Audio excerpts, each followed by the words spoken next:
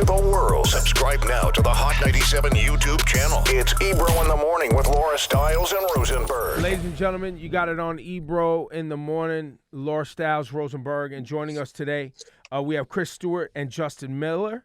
They are the attorneys for the family for Rayshard Brooks. Gentlemen, good morning. Morning. Morning. Just want to say thank you for being on the front lines with this and making sure that this gets some real justice. Can you guys give us an update on where things are at today with the police officers? You have one that turned states, and you have two that have been arrested but not charged. Am I correct? Yeah, in the Brooks case, both got arrested. One allegedly was going to turn state's witness, but now his lawyer suddenly came out and said that he's cooperating, but he's not officially going to be state's witness. What does either that way. mean? What we believe it means is he made a deal with the district attorney. Of course, after it got public, all the pressure and hate, other officers probably trying to stop him from, turning witness on another officer. And now he's backing away from it, but it's too late. Oh, wow. So ideally, what would, for the Brooks family and for you guys, just from a sense of justice and what would make sense here, what's sort of the goals of this case with Rayshard Brooks moving forward? Well, I mean, that word justice, that's a very hard thing to wrap your head around and really grasp in these cases just because of what we're dealing with, right? So, I mean, justice is, we have a family that lost a father. We have a wife that lost a husband. And then we have a man that lost his life. So it's really hard to get, in what we consider full justice. But, I mean, a good start is the officers going to jail. That's one.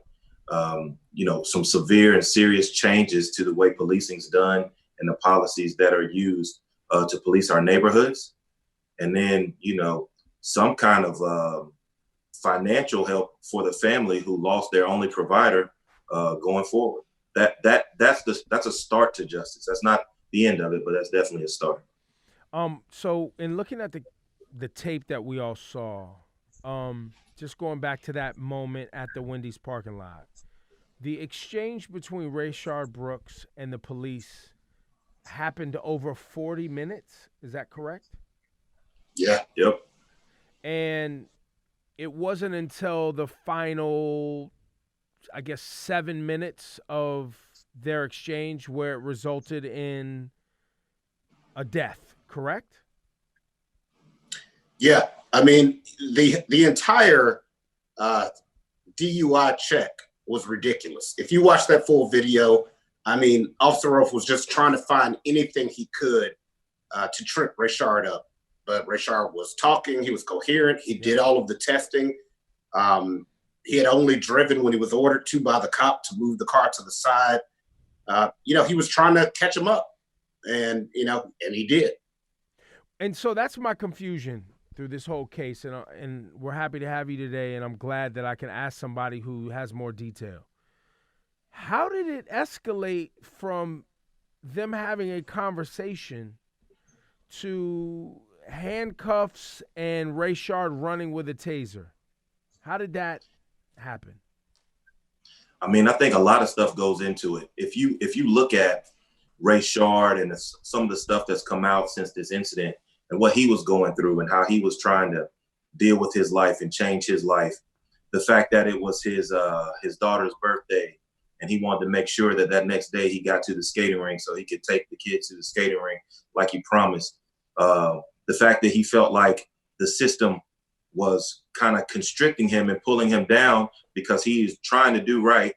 And now he is in a Wendys parking lot asleep and he feels like, he doesn't know where his life is going. The fact that he saw the George Floyd thing over and over and over, and he didn't know, if I get arrested, am I going to live through it? He didn't know that.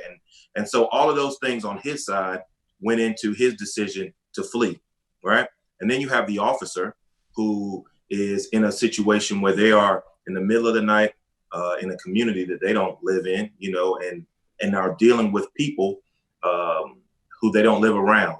And that causes sometimes some type of fear in the officers. It's just a different environment. They don't really have the comfort level I think they need, some of them, to police those communities. So you have those two things interplaying with each other, which causes a big explosion. And then, here we are. And I wanted to hear that from you because that's my assumption. I saw the video of Rayshard talking about that was made maybe a year ago about, him dealing with getting back into society and finding jobs and what he thought should be changes to the criminal justice system. And my assumption was his thoughts around the criminal justice system and its flaws contributed to him feeling like if he got put in handcuffs that night, this was going to be the thing that pulled him away from his family permanently. And he was fearful. And I think that is something that in our society where black men have been criminalized since, 10 years old, 11 years old sometimes. And you have this this school to prison pipeline. And you have all of these factors working against black men and, this trauma that's been put on us. And so you have an incident like this where you see Rayshard saying, my sister lives down the street. I can just go this way and we can, you know where I live. You have my information. You have my car. This doesn't have to escalate. And the cop just really was not okay with that. You take that and then you sprinkle the George Floyd stuff on top of it, right? Take all of what you said and then add that to it. So now you really don't even know if you're going to make it home if you let them take you into custody. Well, sad. Well, also, you got to realize, bro, that little mistake he made of falling asleep and having had a drink, that probably would have locked him up for years over that simple mistake because of the way the criminal justice system is set up. And he knew he wasn't going to get a break from that officer because he was black. I guarantee you if that situation was reversed, that officer would have given a gentleman who was not African-American a break, would have just said, walk home. Well, and that's what we're talking about. And the fear wouldn't have been woven in there either. Right. Yeah. Well, I was going to say, because one of the things that I find so troubling about this story is not only the specific policing, but the idea of the policing that was done. First of all, why is this a situation that had to end with him being cuffed? And then second of all, when it went left and he decided to run, the fact that shooting felt like an option for them also is so problematic. How do you guys view that? And is that involved in this case, or are you focused just directly on what happened in terms of how those specific police officers handled it? No, we are on the same page you're on with that. There were 1,000 things that could have happened. I've heard people say, well, if you let him go, then he'll get back in the car and he could kill someone. No. But you don't have to just let him go. You could call his sister. I would have told him if I was a police officer, listen, you got 30 minutes, have someone come down here and get you. If not, then I'll take you to jail. His sister lived down the street. He could have been there in 5. You have his car. You have his ID too. He's running the other way. Right. He's ran away. Well, we're talking about before he even started moving, before the altercation, when they're talking. He could have just said, have someone come pick you up, go home. Simple. And it's over. It's done. Now, when you get to what he's running away, that the officer could have done 1,000 things in that scenario as well. You don't have to shoot him.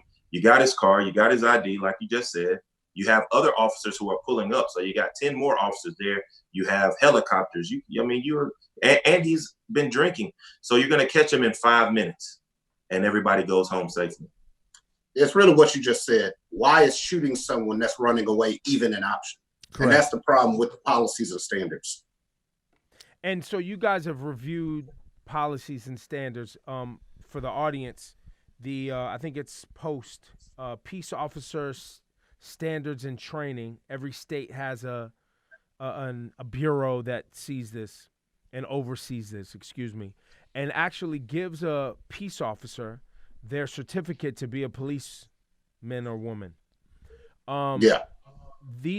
these certificates aren't often yanked away from police officers because unions step in the way, politicians are afraid, et cetera, et cetera. Are you guys exploring those options here too to change those standards in training? What the problem is exactly what you just said, man. You can get fired, but then you just go get a job somewhere else. I mean, we had the Alton Sterling case, the Walter Scott case. We represent George Floyd, Gianna's daughter. And even though those officers got fired, they literally just go to another county and get a job. It is nearly impossible to get their post certification taken because the union does protect them. It's almost impossible to get them fired because the union then steps in and represents them in a counter lawsuit against the department.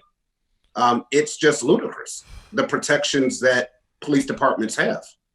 And here in Georgia, they just gave them more protections last week. They filed a bill. We got a bill passed for hate crimes. And then the very next day they passed another bill giving police officers more protection in these situations. And they can sue us now. And now they can sue us for suing them. Oh my God. So a police officer can sue a lawyer? No, they can sue anyone. They can sue a civilian who brings a complaint against them if it's found to not be, if they say it's frivolous. If they say it's frivolous or not true. So they can sue someone who makes a complaint against them. Which would have been passed. And that would intimidate someone. It's got to be signed by the governor, but it was already passed by the Senate and the House. It's just insane. And this the day after they passed the hate crimes bill that we've been asking for years. They like snuck it in last minute. We also read that was it the police chief that ended up stepping down? Can you tell us a little bit about that? Because did she step down or did she just kind of demote herself? Because I was like, the headline said that she stepped down, but I'm like, I don't think she quit the department. No way. She's still in the department. She just resigned from being chief. That was in the middle of the case where those 2 college students were ripped out of their car and tasered. That had just happened, and those cops were fired and arrested. Right. And then, this happened right after, and, she stepped down. She hasn't really given a definite reason why.